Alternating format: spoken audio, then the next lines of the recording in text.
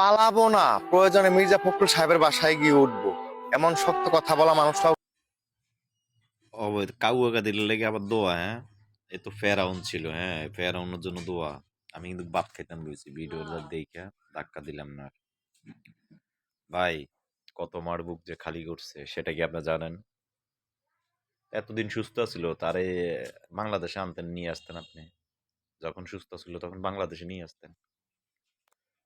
সুস্থতার জন্য দোয়া চান না? ভাই, আপনার বাড়ি কোথায়? আমি জানি না, ঠিক আছে? আপনার ভাই, আপনার মা, আপনার বাচ্চা আপনার বুক থেকে যদি নিয়ে যাইতো, বুঝছেন?